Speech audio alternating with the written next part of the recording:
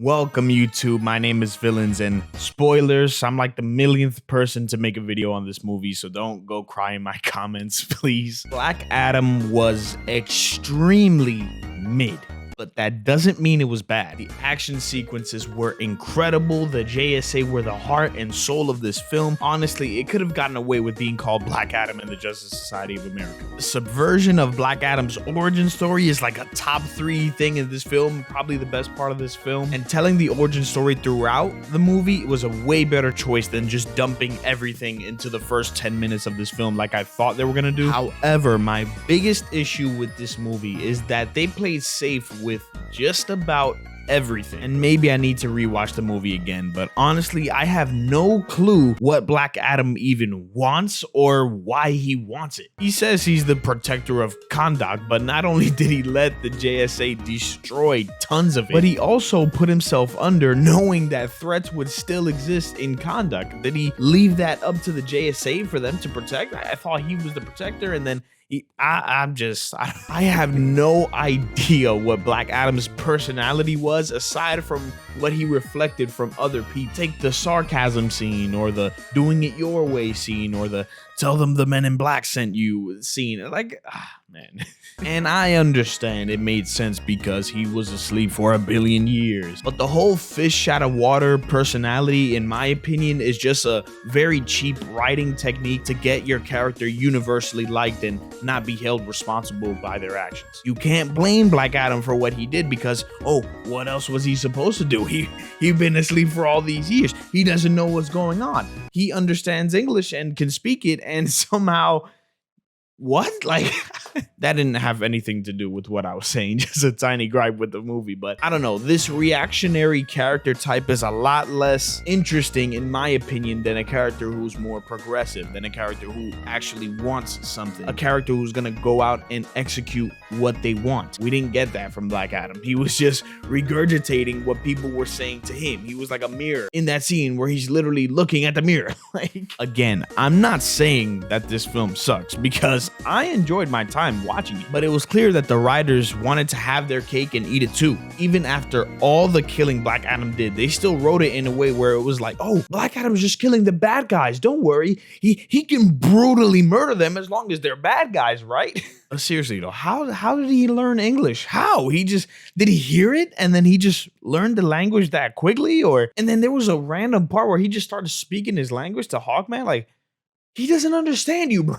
Lines and moments throughout the movie were also pretty on the nose sometimes. Like, take the "not all heroes wear capes" line, or take one of the lines towards the end of the movie where the mom character is talking to the JSA and she's like, he's willing to do what you guys are not willing to do. Like, it was just type corny. And then this dude, Black Adam, literally sits on the throne like these, and then he's like, it feels wrong. And then he flies up and destroys the chair.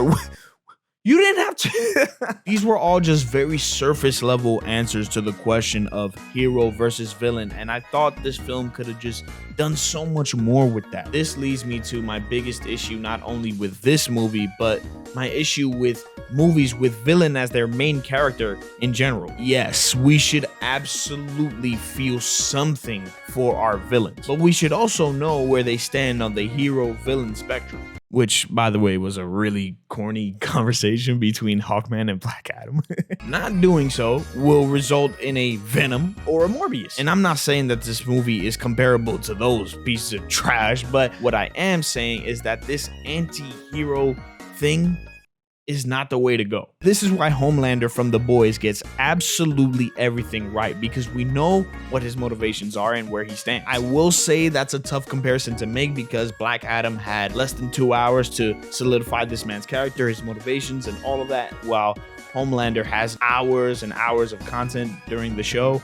Wow. But I think it's relatively simple to write at least where the character stands. I mean, just look at Joker. But the reason Venom and Morbius are so damn forgettable, well, one of the reasons at least, is because they try too hard for this anti-hero gray area aesthetic. It's boring. Here's your spoiler warning again. But they wanted Black Adam to be this villain, which is what all the marketing was based around. Hero or villain. He's villain, clearly, or neither. I don't know. Yet he literally lets Superman walk up to his face in his country.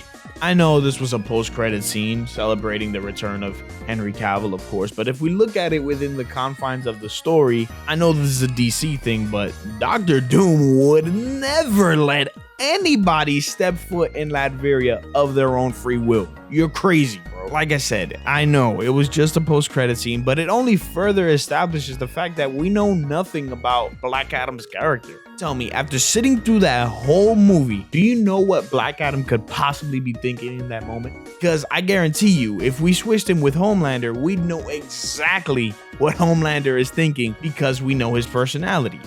And we know that he'd be scared as hell. Going back though, of course, the third act of every superhero film needs a big CGI devil king of hell monster to fight, and that finale is part of the reason why I call this movie mid. I mean, you could kind of see it a mile away. As I've said multiple times, don't go crazy in the comments, I enjoyed this movie. I just think that they played it very safe and that they could have put their foot down on quite a few things, like when they killed Dr. Fate. That was pretty great.